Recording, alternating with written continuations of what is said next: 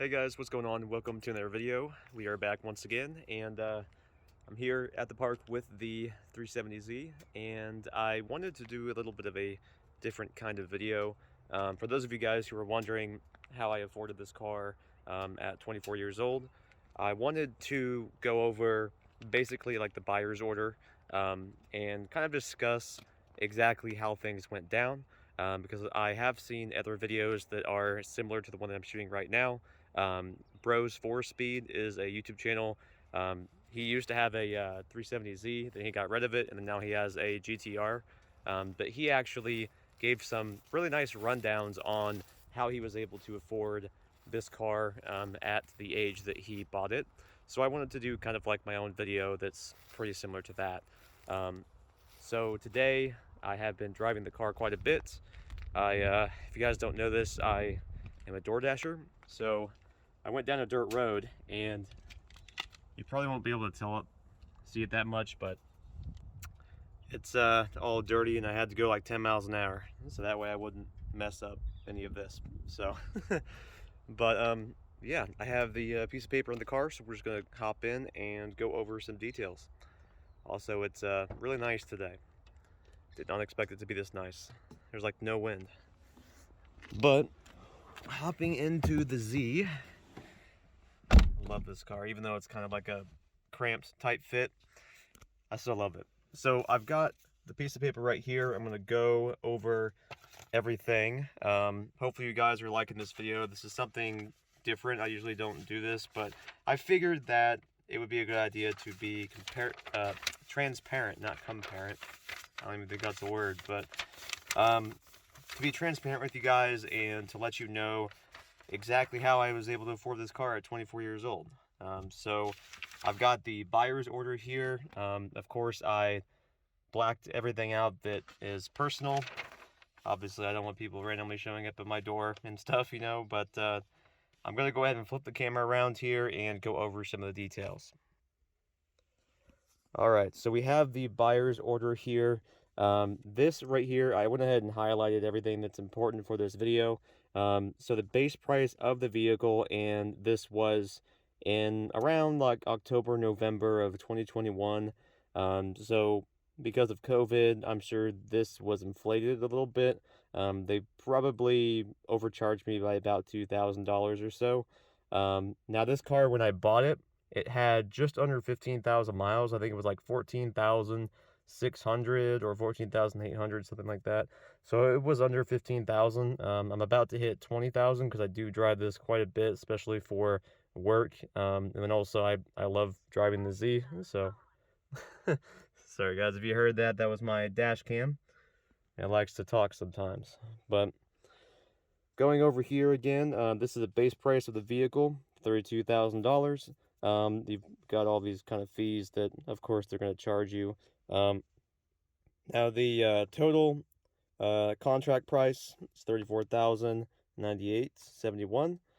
The additional charges are basically just whatever all this is on top of that. So what's nice about CarMax, that's who I bought the car from, is that they actually register your car with the state for the first year. So that is what that charge is, that $15.59 registration fees, because I am in Kansas. And you guys are probably wondering what the rest of this is, so let me break this down even further. Total trade-in credit amount, $11,500. That was my 2016 Subaru. So as you guys can see right here, 2016 Subaru Impreza.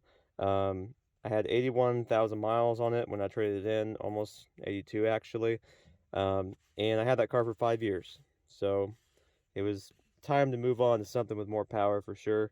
But they gave me a really good deal. So the story behind this, and the reason that I went through CarMax, is I was looking at a Subaru WRX from Carvana, and Carvana did not give me a very good impression. The WRX that I test drove, literally like 5 hours after that, I just did not want that vehicle. There was flood damage, and the manual transmission was just not something that I really liked. I thought I would, but I didn't actually, especially for the driving that I do, stop go traffic all the time. that would have not have been a very good option for me. But the flood damage was the main factor for that. And also the fact that they damaged my trade-in vehicle. If you guys want to see a video on that, go ahead and check out the video on my channel. It's probably, I don't know, 6 months back. It's quite a long time ago when I did that, but they gave me 11,500 at CarMax, but Carvana was only willing to give me 8,400. So this is part of the reason I was able to afford this car, because I didn't have a whole lot of money just set aside to throw at a car. So the 11,500 was definitely a good deal for that trade-in vehicle. So that's what I did. So that subtracts from that 34,098. Now the down payment here, the down payment is how much I put down in cash. So I wrote a check for $14,598.71, and that was quite a scary moment. My hand was shaking and everything, but we also have a lien holder check. So the lien holder check basically is a loan that I took out with my bank, which I did pay that off within 2 months. I think it was like a month and a half. How I paid that off at $8,000 so quick is because I sold my DSLR camera, my Canon R5, and that allowed me to basically pay that off. It was pretty close to it on the amount there. But now we see here total payments made towards purchase. This is all together with my check that I wrote and the loan, $22,598.71, and basically that's kind of like the breakdown. So you take this base price plus the taxes and everything else, so $34,098 minus the $22,598 and then the trade-in, and that is how I was able to afford this vehicle. Now, I'm going to flip the camera here. A lot of you guys may not have that much money to put down. I understand that. The only reason I was able to put that amount of money down is because I've been doing some other side hustles, and I had basically a large savings to the side.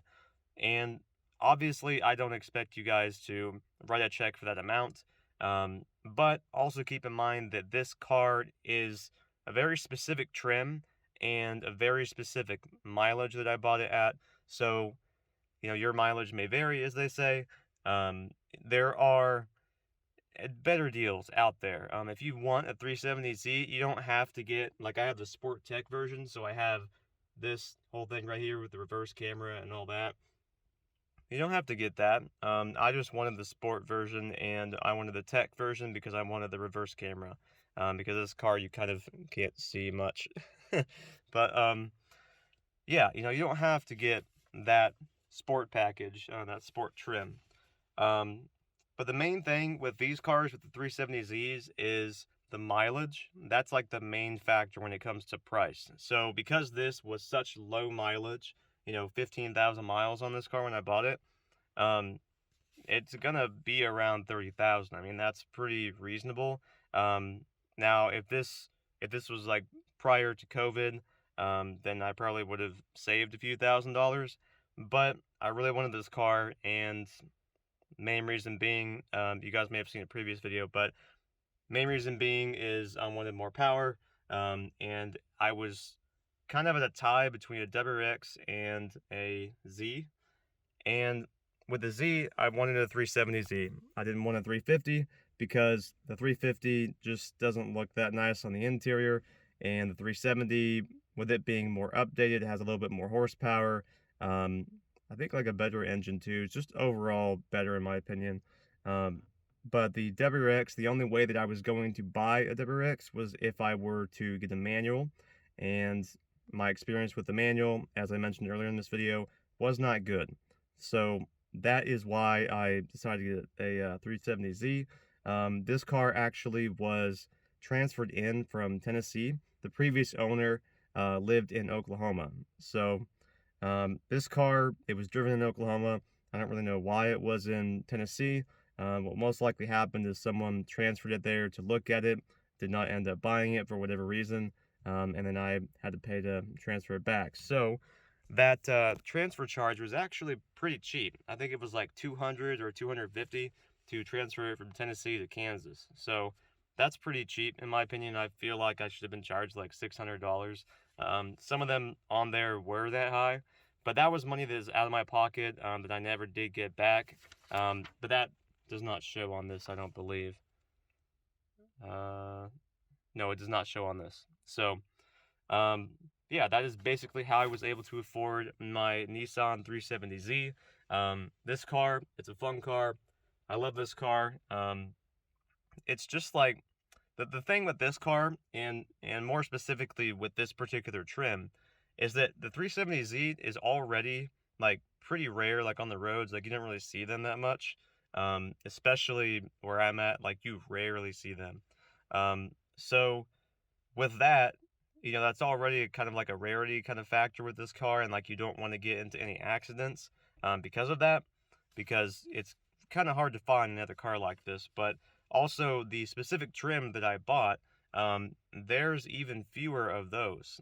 So the sport trim that has, the wheels that I've got, the nice wheels, the bigger brakes, all that kind of stuff that comes with the sport package.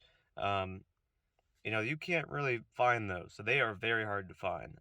And the reason I bought this car specifically, it just everything, like check boxes all got checked, like everything all lined up perfectly. Because this car, when I was looking at the Carfax, there was like pristine maintenance done, just perfect. Every 5,000 miles, I believe, 5 or 6,000, something like that. The oil changes were done. So at that, rate, 5 to 6,000 miles, and this is a 2016, and with only 15,000 miles, I had to get it. So that is how that went down. Hopefully you guys have enjoyed today's video. Yeah, this is kind of interesting, like I normally, like I said earlier in the video, I don't usually do these kinds of videos, but I did black out all my personal information, so I might as well show you guys the breakdown of the finances at least. But yeah, so that's how I was able to afford it, and yeah, that's pretty much today's video. Hopefully you did enjoy it. If you want to see more content relating to this 370Z, let me know in the comments down below, and I will definitely shoot more videos about it. This car, I feel, is going to be a great addition to the channel in general, because I feel like there's a much bigger audience for like videos that are about Z cars in general. So like 350Zs, 370s, and even GTRs. It's just kind of a nice car to have for a YouTube channel, I guess, from everything I've seen. Especially versus my Subaru Impreza, that not a lot of people really like that content, I guess. It didn't really get that many views, but enough said. I'm going to end the video here. I think I'm going to shoot a couple more videos while I'm out here. Weather's not too bad at all. But yeah, that's all I've got. Thanks for watching, and I will see you in the next video.